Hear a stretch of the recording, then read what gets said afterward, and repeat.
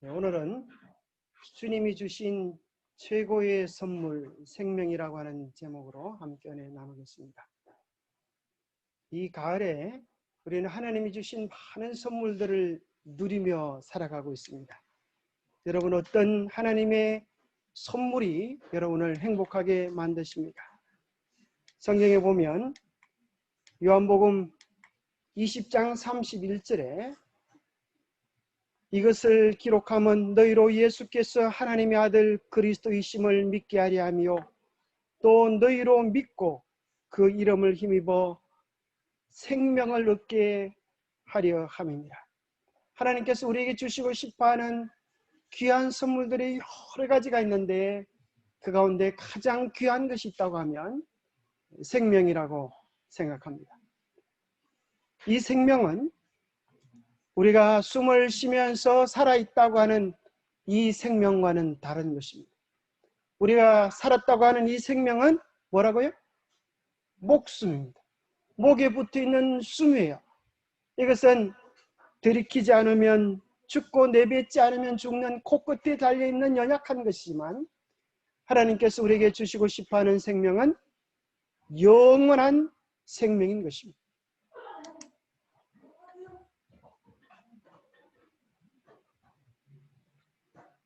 사랑은 선물입니다.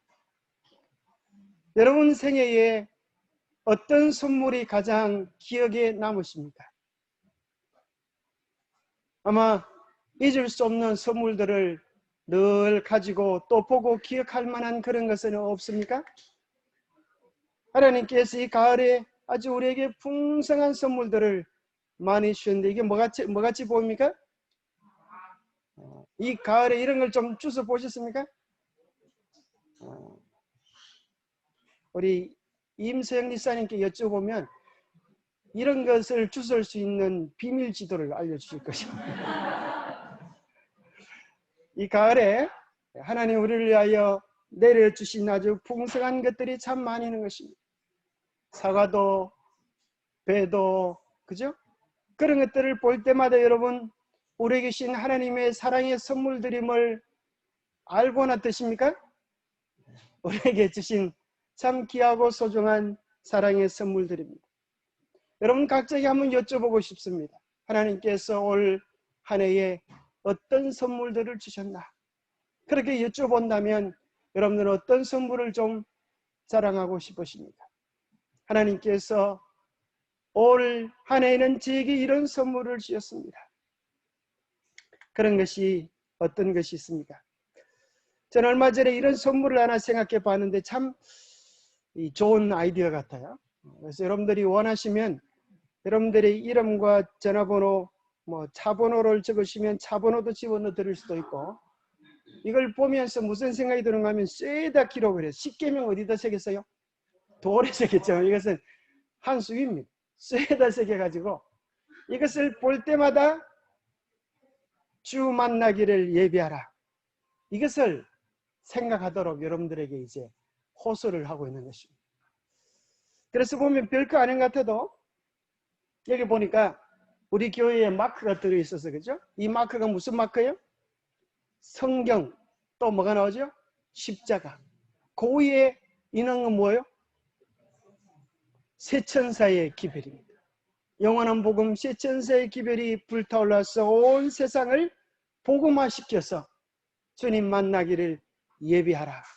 그런 뜻이 깊고 깊은 뜻이 있는 영. 여러분 혹시 원하시는 분들이 있으면 여러분의 이름과 전화번호 그것을 적어서 제게 주시면 이렇게 만들어 드리겠습니다. 그래서 볼 때마다 또 특별히 차 키에다 달아놓으면 요즘 시대는 또 차를 그죠?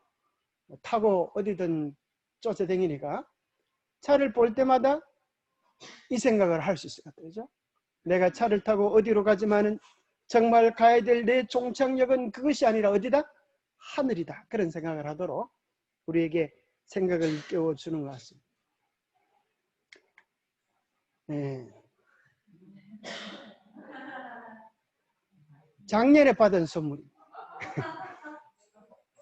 또 며칠 후에 또 다음 주에 선물이 또 하나 온다 그래가지고 우리 집사람이 저를 내버려 두고 또 미국으로 간다 그래. 참 기가 참. 저는 밥을 먹고 살든 못 살든 내버려 두고 가지만은 제 마음이 아주 슬프지는 않습니다. 자, 하나님께 주신 선물들은 얼마나 귀하고 좋은 것이, 말도 잘 못하고 글을지도 잘 못하지만 어느 날 이런 영상을 보내왔습니다. 소파에 한번 올라가 봐. 이러니까 이제 영차 그러면서 이제 올라가고 하이파이브도 하고. 네. 여러분이 보기엔 별거 아닌 것 같지만 저한테는 굉장히 엔돌핀을 주는 그런 영상. 참 생명이라고 하는 게 얼마나 존귀하고 그죠? 귀한지 모르겠어요.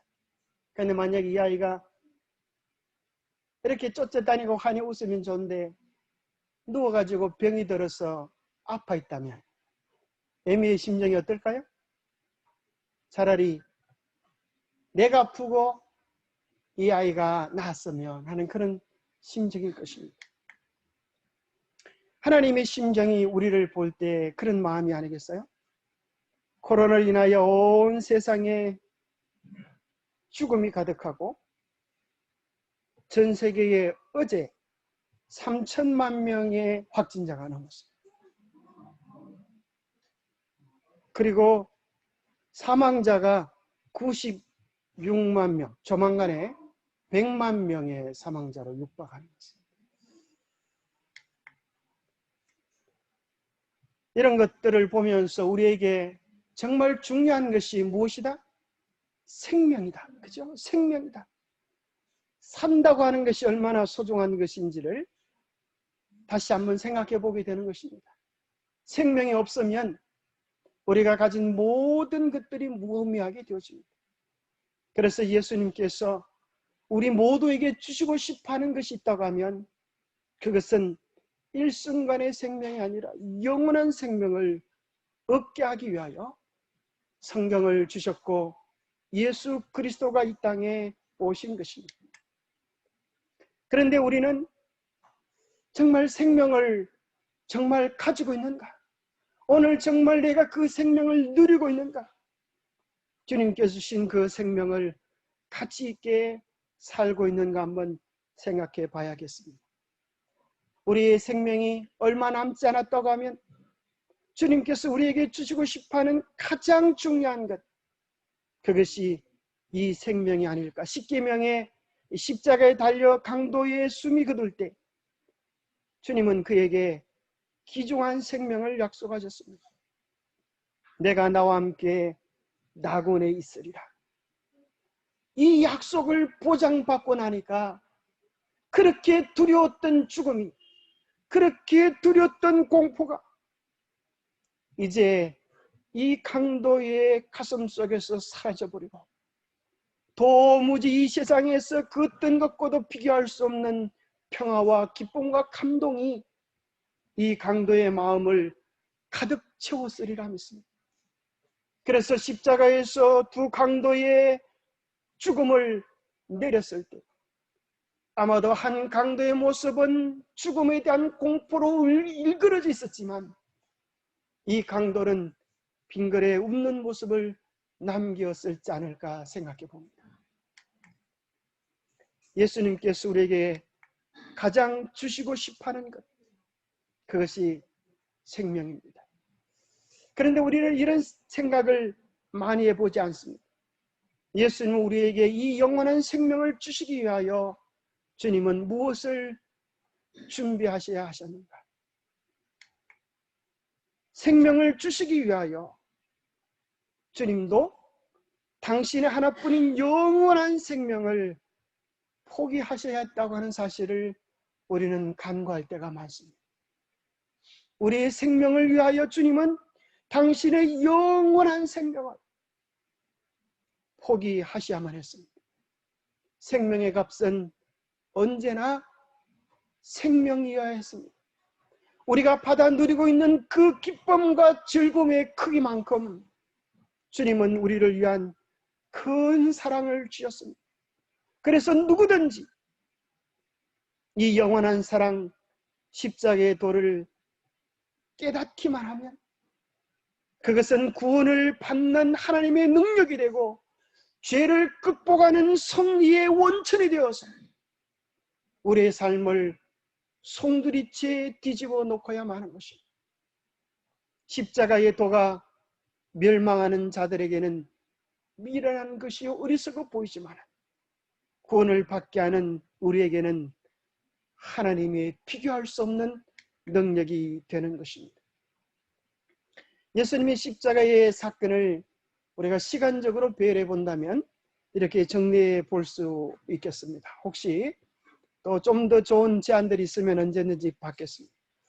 최후의 만찬의 시간은 추정해 보면 목요일 저녁 7시에서 9시 사이가 아니었을까 생각해 봅니다.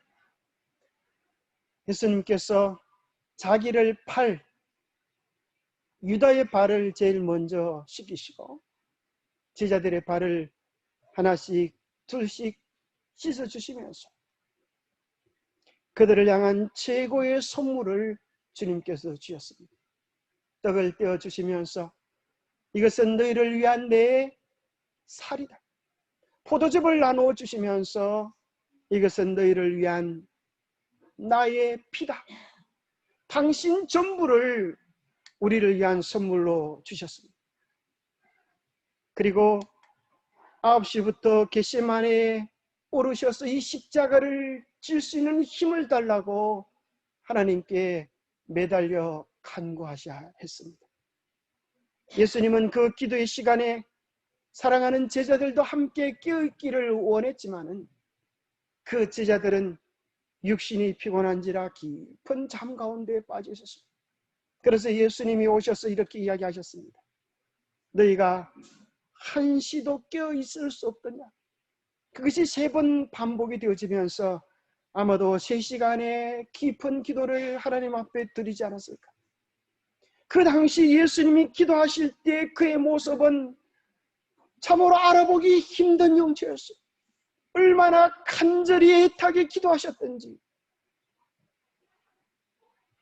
핏방울을 땀방울처럼 흘리시면서 온 진액을 쏟는 그런 기도를 하나님 앞에 드리셨습니다.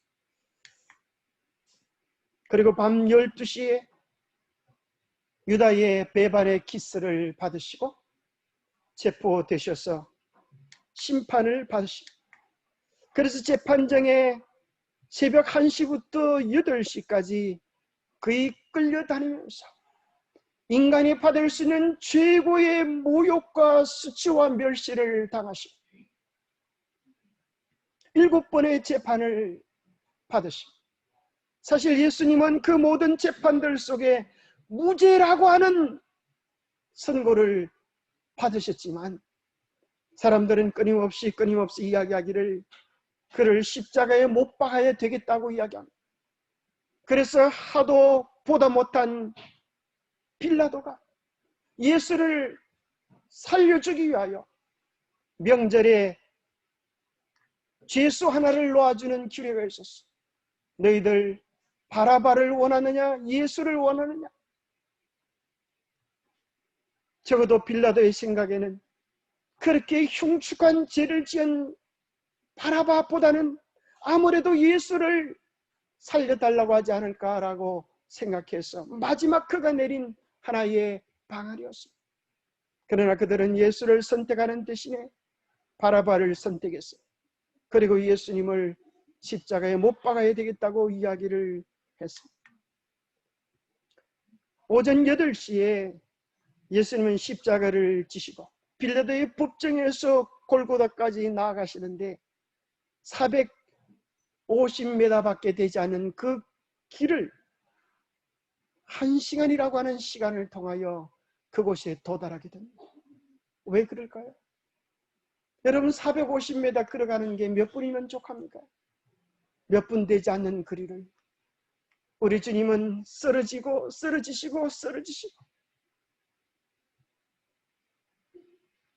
그 힘든 여정을 기진맥진하시면서 1시간 시간을 통하여 드디어 골고다에 도달하시고 골고다라고 하는 것은 언덕이어서 수많은 사람들이 바라볼 수 있는 그런 장소에 도달한 것입니다.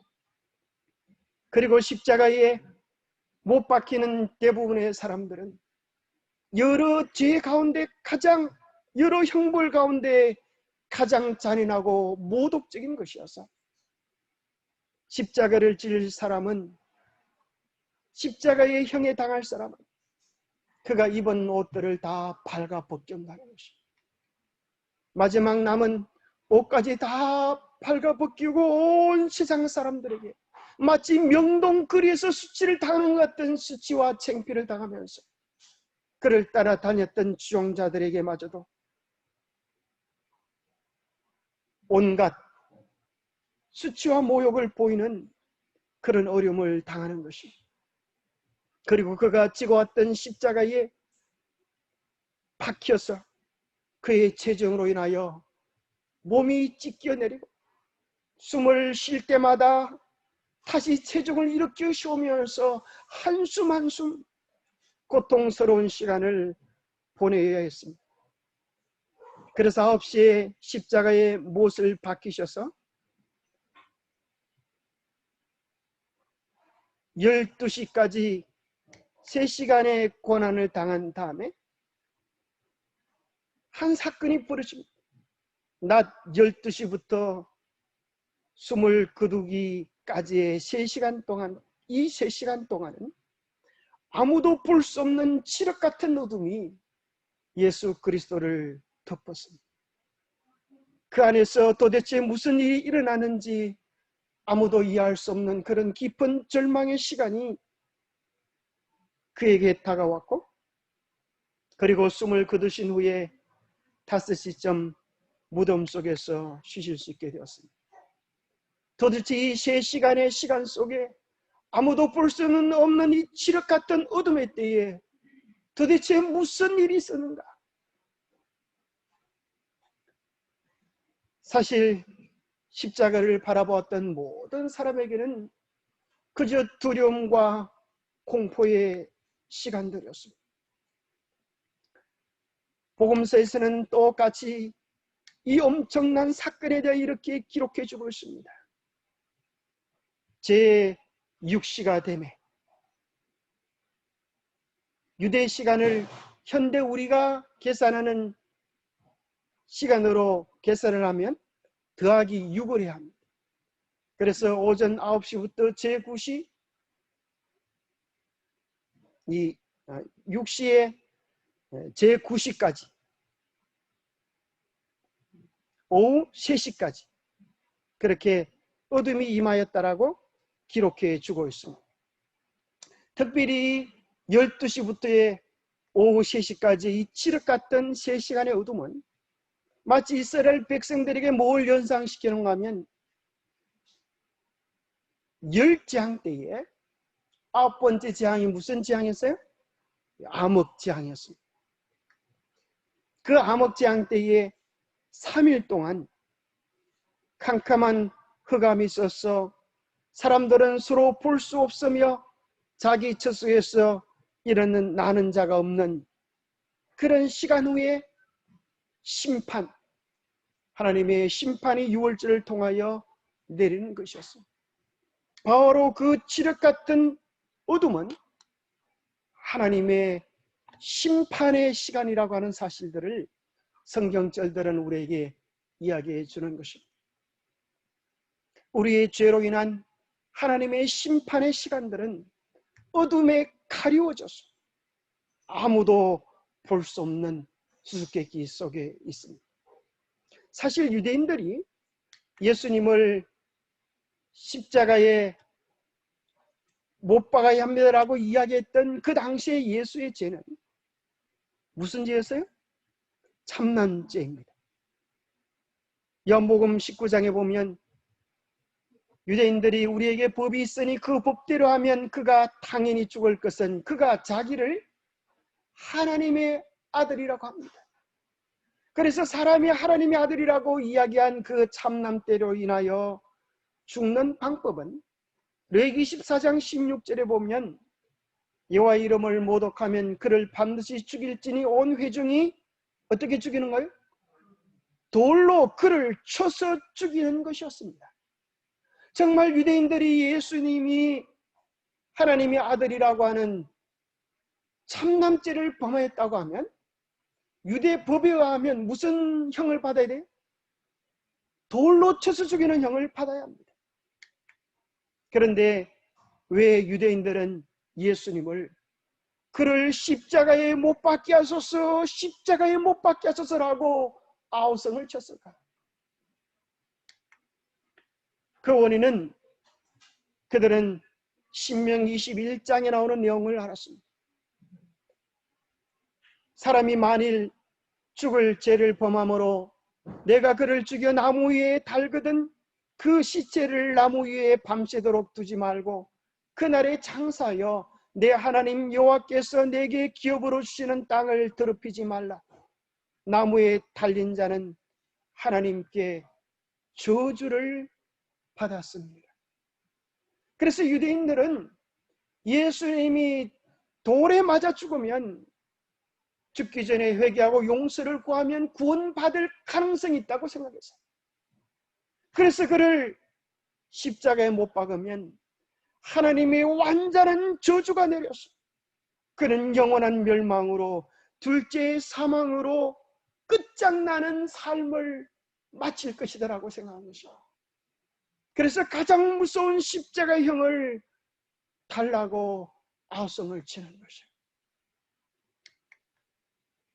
왜 나무에 달린 자가 저주를 받은 자는 그 나무는 사실 에덴 동산에 있었던 생명 선악과 나무를 이야기하는 것입니다.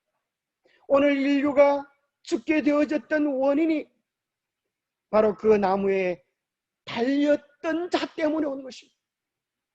그래서 나무에 달려 죽게 하는 것은 모든 죄의 원흉이다. 용서받을 수 없는 사단적 죄를 저지른 것이다 하는 내용을 포함하고 있었습니다. 그래서 유대인들은 예수의 영혼마저도 완전히 파시시키기 원하는 사단적 분노가 그들 생각 속에 있었던 것입니다. 바로 이것이 그 가운데 함께 고함을 지르는 사단의 원래 뜻이었어요. 그를 십자가에 못 박아서 완전히 괴멸시키기를 원하는 사단의 계획들도 그 속에 있었습니다. 갈라디아 3장에는 그리스도께서 우리를 위하여 그러한 저주를 받으셨다고 이야기합니다. 사단은 모든 죄의 원흉으로 예수를 십자가에 못 박게 했는데 그 저주 속에서 예수님은 우리가 받아 마땅한 저주를 당신의 온 몸으로 받으셨어. 우리가 받을 심판, 우리가 받을 멸망을 당하였다고 이야기하고 있습니다. 율법의 저주에서 우리를 속량하셨으니 기록된 바 나무에 달린 자마다 저주 아래 있는 자. 주님께서 자차하여서 우리를 향한 그 저주를 당하신 것입니다. 예수님은 3일 후에 부활을 약속하셨지만 정작 우리의 죄를 짊어지시고 십자가에 달리셨을 때는 그분은 무덤의 문을 꿰뚫어 부실 수가 없으셨습니다. 그분은 우리의 죄를 위하여 당신의 영원한 생명을, 하루살이 같은 우리를 위하여 당신의 영원한 생명을 주시기로 작정하신 것입니다. 사단은 맹렬한 유혹으로 예수님의 마음을 쥐어짜듯이 괴롭혔다. 지금이라도 너는 그만하고 하늘로 올라갈 수 있다. 온 세상은 너를 저주하고 있다. 네가 구원하려고 하는 백성들을 봐라. 그들이 너를 사단처럼 저주하고 있지 않느냐. 의미 없는 죽음을 자처하는 것 아니냐. 지금이라도 늦지 않았다. 지금이라도 구원을 포기하고 너 자신을 구원하고 하늘로 올라가라고 끊임없이 예수님의 마음을 쥐어짜고 있었습니다. 그래서 수많은 유대인들은 사단의 말을 대언했습니다. 그가 남은 구원하였으되 자기는 구원할 수 없도다. 그가 이스라엘 왕이로다. 지금 십자가에서 내려올지어다. 그리하면 우리가 믿겠노라. 너를 구원해보라. 어리석게도 너를 조롱하는 이들을 위하여 네가 죽을 이유가 뭐가 있겠느냐. 사단은 그 사람들의 아우성 속에서 너의 십자가가 아무 의미가 없음을 끊임없이 이야기하고 있었습니다. 네가 그들을 위하여 영원한 생명을 준다 하더라도 봐라, 지금 보고 있지 않느냐. 그들이 그 뜻과 의미와 사랑을 알기라도 하겠느냐. 예수님이 겟세마네에서 기도하실 때 이렇게 기도하셨습니다. 아버지, 할 수만 있으면 이 고난의 잔을 내게서 거두어 주십시오. 그러나 제 뜻대로 마시고 아버지의 뜻대로 하기를 원합니다. 예수님은 일생 가운데서 단 한 번도 아버지의 뜻에 대하여 거절하거나 지체하신 적이 없으세요. 단 한 번도 망설이지 않으셨던 그분이 십자가를 지기 전에는 예수님이 세 번이나 몸부림쳐 기도하셨어요. 하나님 아버지, 정말 이 방법밖에는 없어요. 제가 하나님으로부터 영원히 분리되는, 영원히 우리의 관계가 끝이 나는, 제가 영원한 멸망으로 들어가는 이 방법 외에는 다른 방법이 없겠습니다. 사실 이 기도는 하나님의 아버지의 마음이기도 한 것입니다.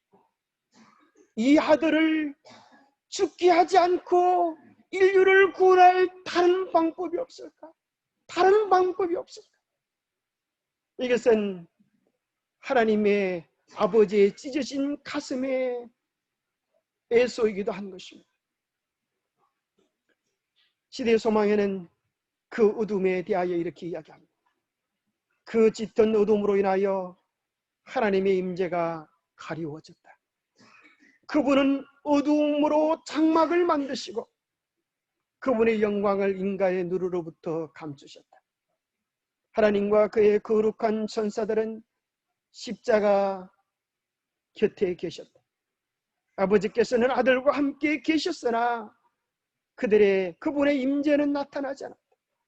만일 하나님의 영광이 구름 속에서 번쩍였다면 모든 관중들은 멸망하고 말았을 것이다. 또 그리스도께서는 그 무서운 시간에 하나님의 임재에서 오는 위로를 받지 못했다. 그분은 홀로 포도즙 틀을 밟으셨으며 백성 가운데 그분과 함께한 사람은 하나도 없었다. 그 어둠 속에 누가 오셨는가 하면 하나님이 오셨는데, 하나님이 그와 가장 가까이 함께 있으면서도 예수 그리스도는 그 무서운 시간에 아버지의 임재하심에서 오는 위로를 받을 수가 없어. 왜 그랬죠? 하나님께서 죄를 심판하시는 심판장으로 오셔서 예수 그리스도를, 우리의 죄를 대신하여 심판하고 계셨기 때문에 우리는 그 어둠 속의 비밀을 다 알 수 없지만 우리에게 그 비밀을 보여주는 하나의 이야기가 창세기 22장에 기록되어져 있는 모리아산의 사건입니다. 아브라함아, 아브라함아, 예 하나님, 제가 여기 있습니다. 요즘 너를 보니까 참 요즘 살만 나는 모양이구나. 예 하나님, 제게 주신 선물 때문에 요즘 좋아서 어쩔 줄을 모르겠어요. 주님이 주신 이 선물을 생각해 보면 정말 저는 죽어도 야한이 없습니다. 이 아이가 행복하다면 저는 못할 일이 없을 것 같아요. 하나님, 이 아이가 기뻐할 수 있다고 하면 저는 무슨 일이든 할 수 있을 것 같아요. 근데 하나님께서 이렇게 말씀하시는 거예요. 아브라함아, 네 사랑하는 아들 그 독자 이삭을 모리아 산으로 가서 내가 너에게 지시하는 한 산에서 그를 번제로 드리라. 그 소리를 듣자 아브라함은 깜짝 놀라게 됩니다. 그는 번제가 무슨 제사인지를 아는 것입니다. 가슴에 칼을 찌르고 시체를 조각 내어서 불로 사르는 제사인 것입니다.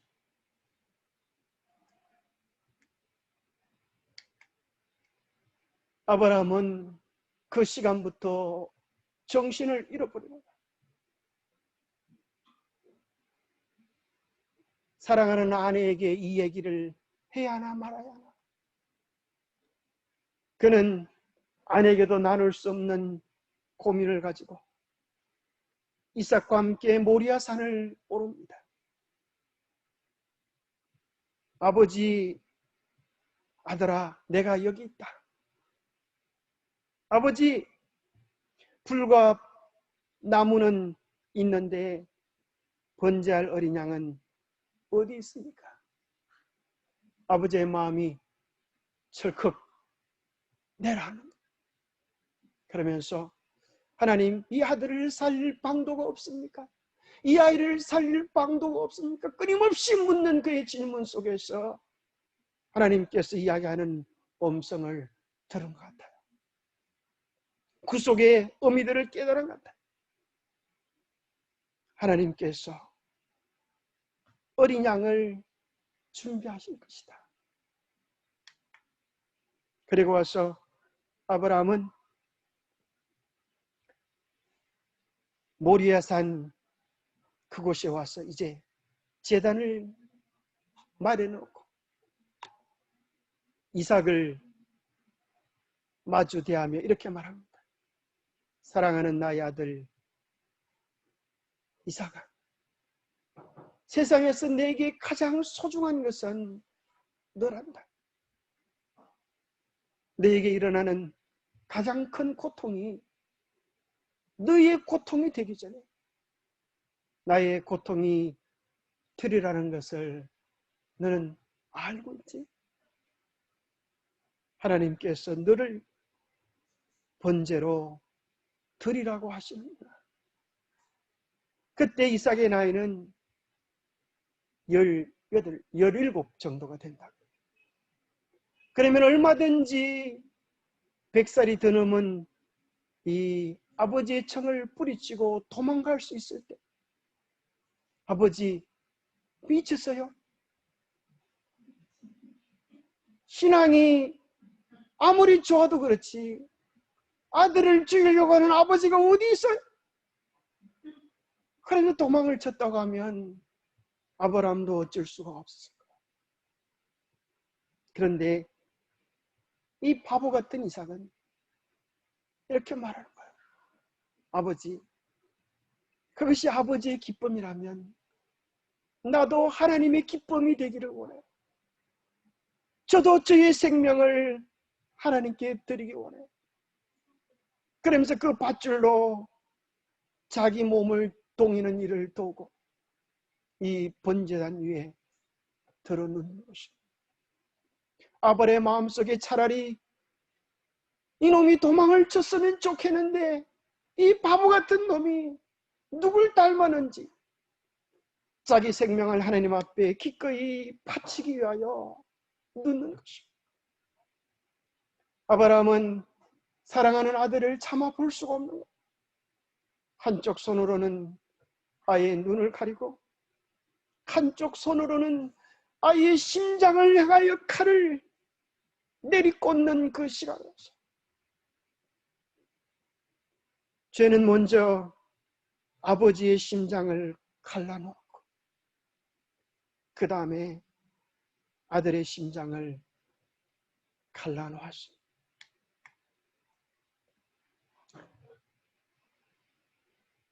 우리나라의 위대한 작가 가운데 한 사람인 박완서라고 하는 글을 쓰는 분이 계시죠.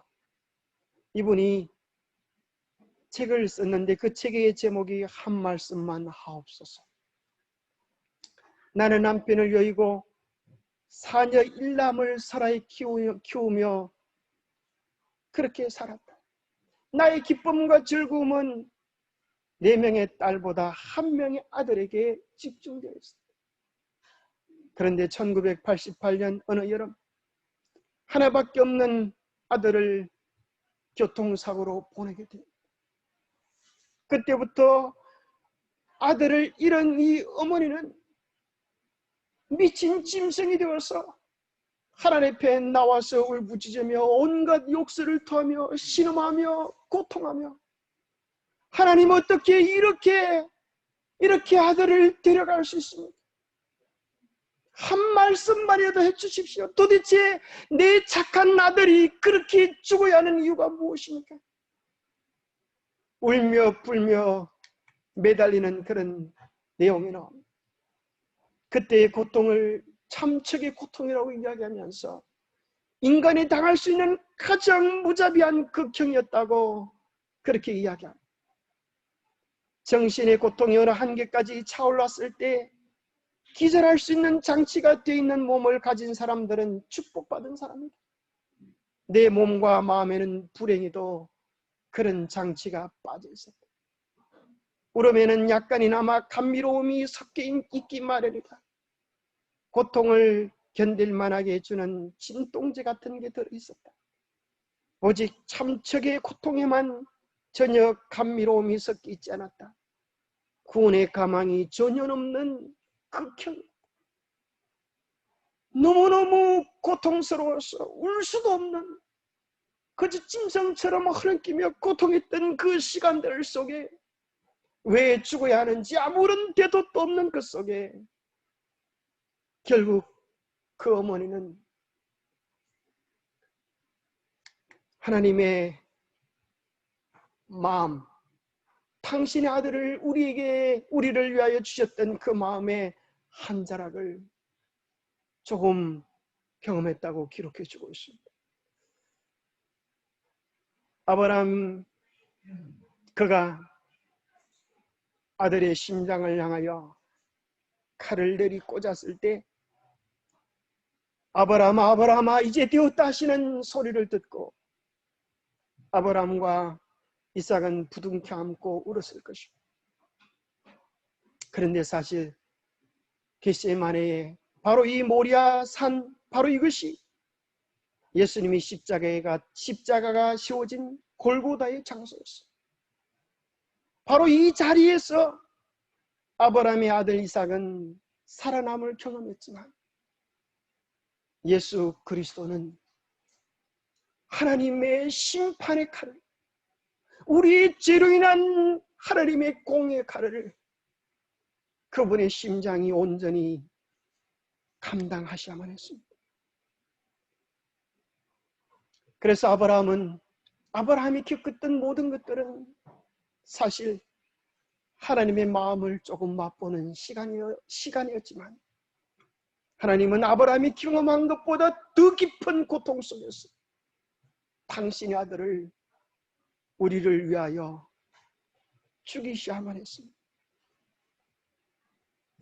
인간은 도무지 이해할 수 없었기에 하나님은 어둠의 장막으로 그 시간들을 가리신 것입니다. 하나님께서 아브라함에게 그의 아들을 죽이라고 명령하신 것은 그의 믿음을 시험하시는 동시에 복음의 실제를 그의 마음에 새겨주시기 위함입니다.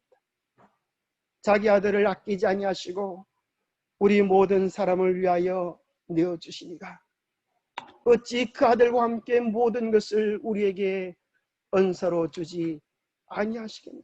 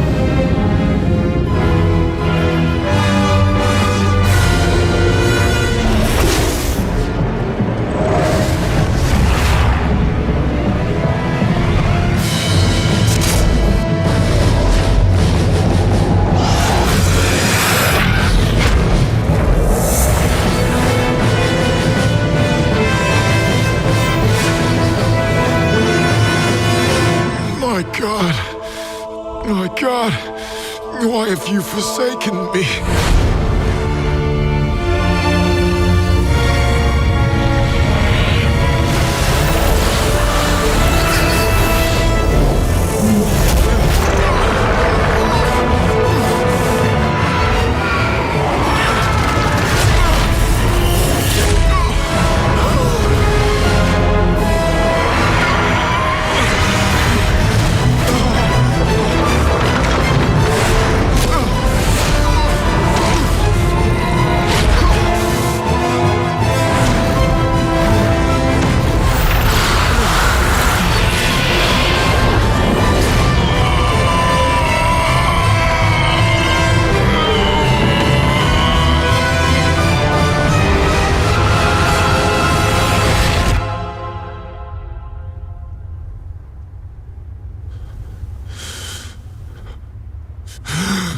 Finished!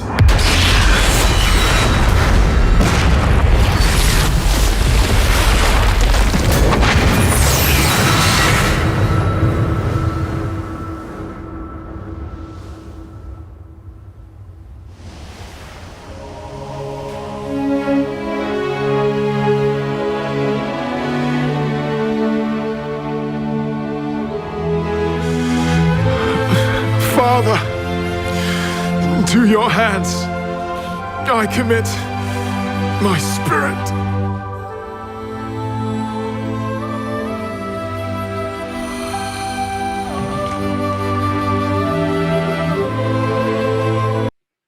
에스겔서 8장에는 나도 경로로 그를 대우하리니 내 눈이 아끼지 아니하며 내가 불쌍히 여기지 아니하리라. 그들이 큰 소리로 내 귀에 부르짖을지라도 내가 그들의 말을 듣지 아니하리라 하시는 말씀은 예수 그리스도가 아버지께 살려달라고 애수하는 그런 모습을 이야기하는 것입니다. 그러나 우리의 죄를 짊어지셨기에 내 눈이 아들일지라도 아끼지 아니하고 내가 불쌍히 여기지 아니하리라.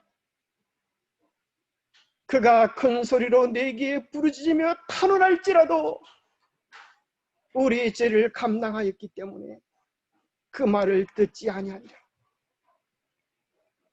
만민 가운데 나와 함께 앉아 없이 내가 홀로 포도주 틀을 밟았는데 내가 노함으로 말미암아 무리를 밟았고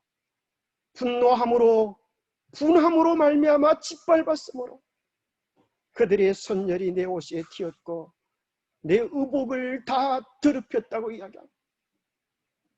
하나님께서 우리의 죄를 대신하여 예수 그리스도께 그 죄값을 물으실 때에 이 엄청난 심판의 광경이 일어나게 된 것입니다.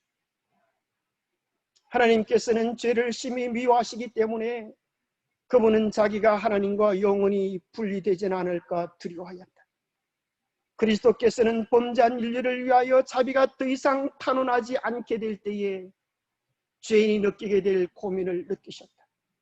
그분이 마신 잔을 그처럼 쓰게 하고 하나님의 아들의 심장을 파열시킨 것은 인류의 대속자이신 그분에게 아버지의 진노가 쏟아지게 만든 죄 때문이었다. 천사들은 놀람으로 구주의 절망적인 고민을 목격하였다. 하늘 군대들은 그 무슨 광경에서 그들의 얼굴을 가려웠다. 무식물계도 모욕을 당하시고 숨을 거두시는 창조주에게 동정을 표했다. 태양은 이 무슨 광경을 보기를 거절하였다.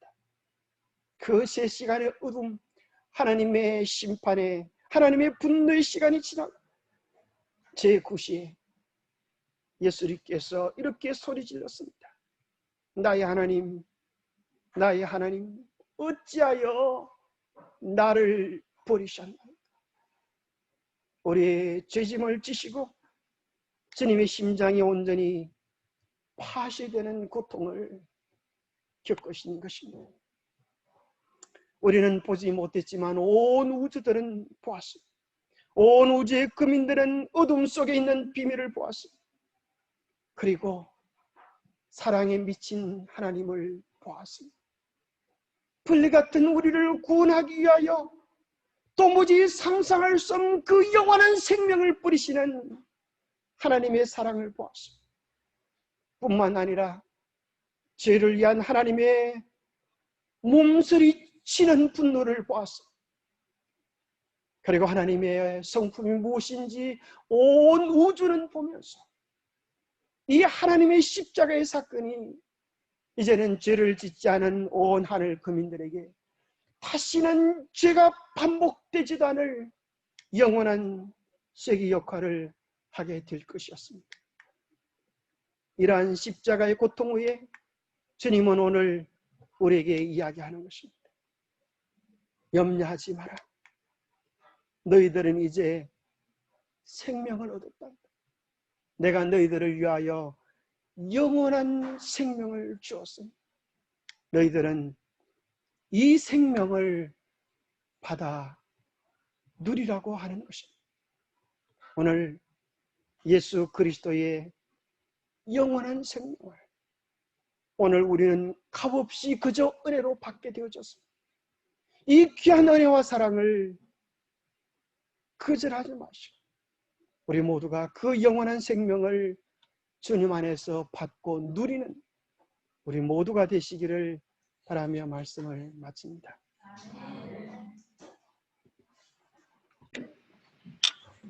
하나님 아버지, 우리로 하여금 십자가를 깊이 명상하게 도와주시옵소서. 그리고 주님께서 하루살이 같은 먼지 같은 우리를 위하여 어떠한 사랑을 베푸셨는지를 깨닫게 하여 주시옵소서. 그 영원한 사랑으로 떨리는 우리의 가슴을 붙잡아 주시고 우리로 하여금 그 영원한 사랑 속에 생명의 감격을 누릴 수 있도록 도와주시옵소서. 주님께서 우리 대신 당하신 그 엄청난 형벌 속에서 어느 것도 깨뜨릴 수 없는, 어느 것도 방해할 수 없는 우리의 분명한 구원의 확신을 얻게 하여 주시고 감히 주님의 그 보혈 앞에, 주님의 그 희생 앞에 우리의 잘남을 자랑하지 않게 하여 주시옵소서. 하나님, 우리에게 주신 그 희생, 그 사랑, 그 온전한 마음을 늘 우리 가슴에 품고 우리도 주님처럼 의미 있는 생명을 살아갈 수 있도록 우리 모두에게 힘과 하늘의 긍휼을 더하여 주시옵소서. 성령의 거룩한 인도하심이 더 깊은 십자가의 은혜로 우리의 삶을 이끌어 주시옵기를 우리 주 예수 그리스도로 머지하여 간절히 간구하옵나이다.